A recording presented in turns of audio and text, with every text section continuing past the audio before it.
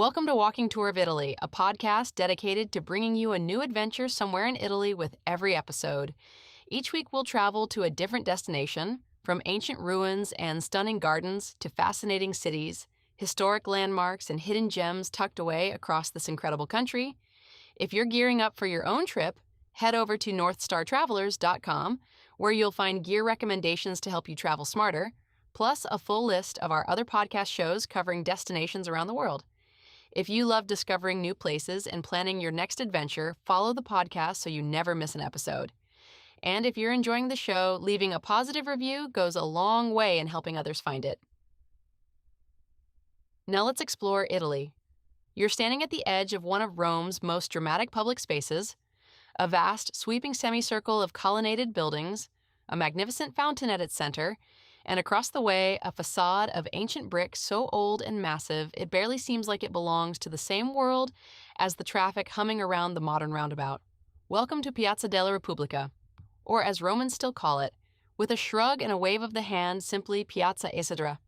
This piazza earns its place on any Rome itinerary not just because it's beautiful, though it absolutely is, but because it sits at the intersection of more than 2,000 years of history. You have ancient Rome here, you have the Renaissance, you have the birth of a unified Italian nation, and you have the kind of everyday Roman life that has always found a way to fill the grandest spaces with noise, pigeons, and the smell of espresso. Let's start right here, on the outer edge of the square, where you can take it all in. Look at the buildings curving around you on the south and west sides, two identical matching structures forming a perfect half-moon arc.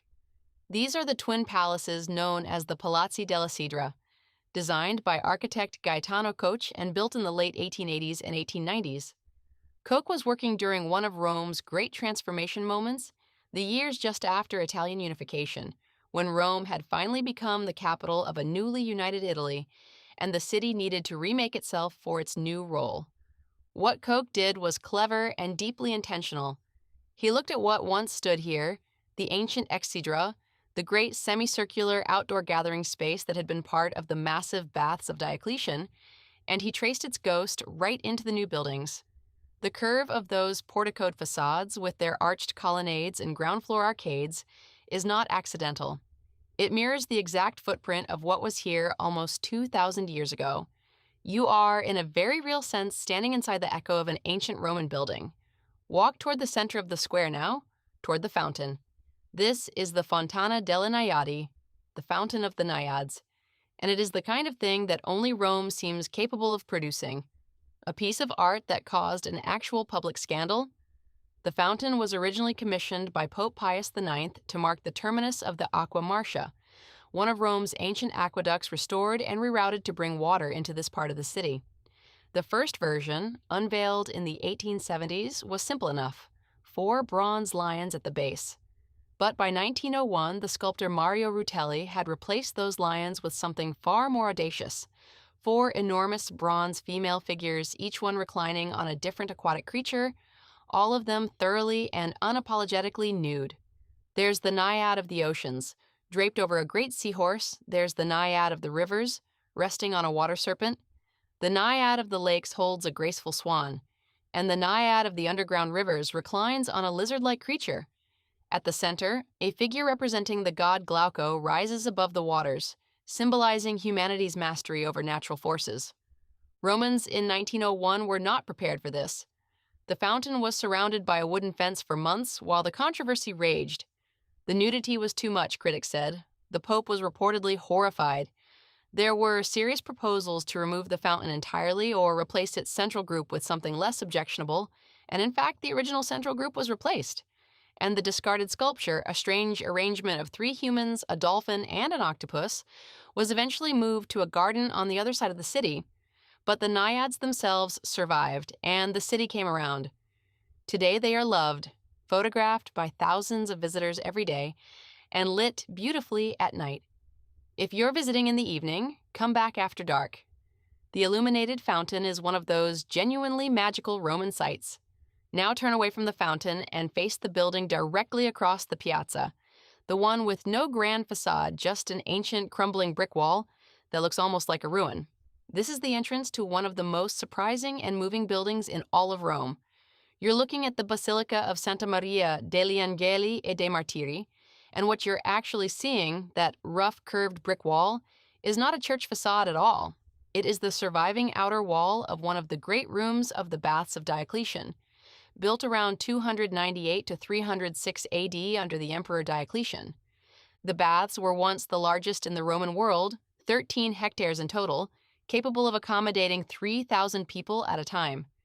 And they were not just baths. Picture something more like a vast leisure complex. There were gyms and running tracks, libraries and gardens, lecture halls, a massive outdoor swimming pool measuring nearly 4,000 square meters. Romans came here not only to bathe, but to socialize, conduct business, debate philosophy, and spend entire afternoons in what amounted to the most sophisticated public amenity the ancient world had ever built. The baths operated for more than 2 centuries. Then, in the 6th century, the Goths cut Rome's aqueducts during a siege, and without water, the baths fell silent.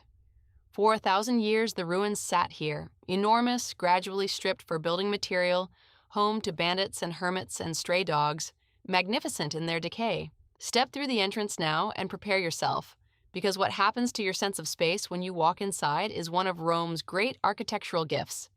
You enter first into a round vestibule. This was the tepidarium, the warm room of the ancient baths, a transitional space where bathers would pass from the outside world into the heated interior. The ceiling curves overhead, and already you begin to understand the scale of what the Romans built here. Then you step into the transept, the main body of the church, and the space simply opens up around you. It is 90 meters long, 27 meters wide, 28 meters high. 8 enormous columns of ancient red granite, each one nearly 14 meters tall, line the sides. These are original Roman columns, moved here from the baths when the church was built in the 16th century. The rest of what appears to be granite is actually painted brick, but the effect of those 8 great originals anchors everything in deep antiquity. In 1561, Pope Pius IV decided to transform part of these ruins into a church. He chose as his architect a man who was then 86 years old, Michelangelo Buonarroti. It would be the last great architectural project of his life. Michelangelo had perhaps 2 or 3 years left when he began this work, and he brought to it the same radical spatial intelligence that had produced the Sistine Chapel ceiling and the Dome of St. Peter's. He did not try to overwhelm the ancient Roman structure. He worked with it, let it speak, and used its existing dimensions and volumes to create something that felt simultaneously ancient and sacred. Michelangelo died in 1564 before the church was complete. His pupil continued the work, and later architects made additions and alterations over the centuries. But the essential spatial quality, the sense of immense, unhurried, dignified volume, remains his. Look down at the floor as you walk through the transept. Running across it, you'll see a long bronze line inlaid in the marble, stretching for about 45 meters from one end of the church to the other.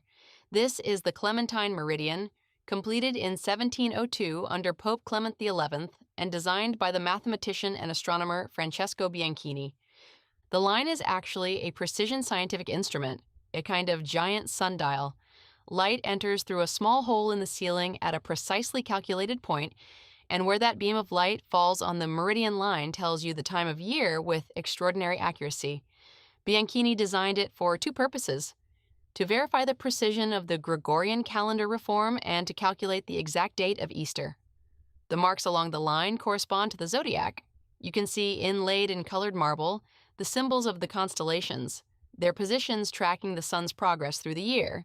It is a beautiful thing to see light actually falling on this floor as it has for more than 300 years, doing the same quiet work it was designed to do.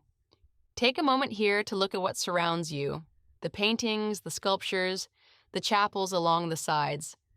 The work of Domenichino is here, and Carlo Maratta, and the astonishing marble Saint Bruno by the French sculptor Jean-Antoine Houdon, standing in a niche near the far end of the church.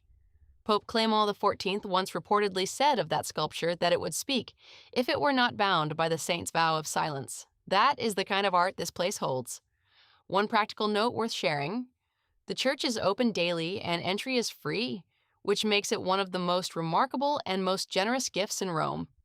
In the summer months, if you can arrive when the doors first open in the morning, you'll have the space largely to yourself, just you and that vast Roman silence.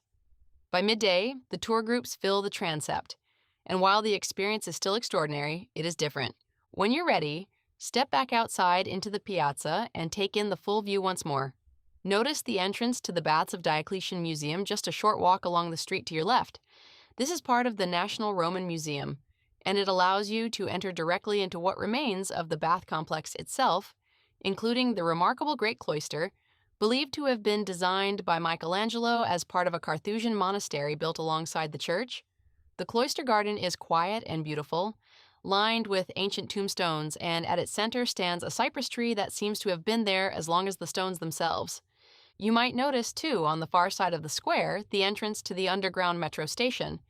This is the Repubblica stop on Line A, which makes the piazza one of the most convenient points to return to when your feet finally give out.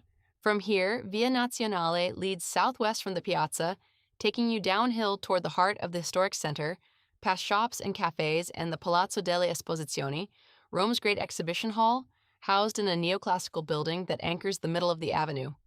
If you want to extend your walk to the northeast, Via Nazionale's opposite end opens out toward the Quirinal Hill and eventually the Trevi Fountain, about 20 minutes on foot through some of Rome's most pleasant streets. But before you leave, find a bench at the edge of the piazza, or lean against one of the colonnade pillars and simply be here for a moment. You are sitting on a space that has been a gathering place for human beings for nearly 2,000 years. First, as one of the grandest leisure complexes the world had ever seen, then as a ruin haunted by centuries, then as a place of prayer, then as a civic monument to a new nation. Every layer is still here. The ancient brick, the Renaissance genius, the bold nudity of those bronze nymphs catching the afternoon light, all of it coexists in the particular way that only Rome can manage. There is something the Romans used to say, that the city was not built in a day. What they perhaps forgot to add is that it was never finished either. Every age has come here and found a way to add its voice to what was already extraordinary. That is what Piazza della Repubblica is, a conversation between centuries, still ongoing, and you are welcome to sit in for a while. Now, before you move on, here are a few things worth doing within easy walking distance of the piazza. Just around the corner from the piazza, heading toward Via Vittorio Emanuele Orlando, you'll find the Palazzo Massimo alle Terme, one of the 4 sites of the National Roman Museum, and arguably the most visually stunning of all of them. The frescoes on the upper floor, salvaged from the Villa of Livia on the outskirts of ancient Rome, depict an entire garden in extraordinary detail: birds, flowers, fruit trees, sky, painted on the walls of an underground room to create the illusion of an outdoor space. There's nothing else quite like them in the world. Combined with the remarkable sculptures on the lower floors, including the famous boxer at rest, this is an easy half day and a deeply rewarding one. If you're hungry, the streets immediately to the south and west of the piazza hold several good options. Officina Italia, situated right under the arcades of the piazza itself, is a gourmet food market with a restaurant and outdoor tables, ideal for a relaxed lunch with a view of the fountain. For something more traditional, La Locanda di Bacco, a short walk along Via Vittorio Emanuele Orlando, serves solid Roman cooking in a friendly, unfussy setting. Trattoria, Nonna Fortunata, a bit further down the same general direction, has been doing homemade pasta and classic Roman dishes since the early 20th century. For gelato, Come il Latte on Via Silvio Spaventa, just a few minutes' walk from the piazza, is considered by many to be among the best in Rome, known for its extremely fresh, cream-based gelati that are unlike the brighter, icier versions found at most tourist spots. A short stroll to the northwest on Via Vittorio Emanuele Orlando, and then up toward Via 20 Settembre, brings you to the Church of Santa Maria della Vittoria, a small but lavishly decorated Baroque church made famous by one of the most celebrated sculptures in the world, Gian Lorenzo Bernini's Ecstasy of St. Teresa, housed in the Cornaro Chapel to the left of the altar. If you've ever seen a photograph of it and wondered if it could possibly be as extraordinary in person, it is. Allow yourself at least 15 minutes just to sit with it. That brings us to the end of today's episode. Before you go, a few quick things.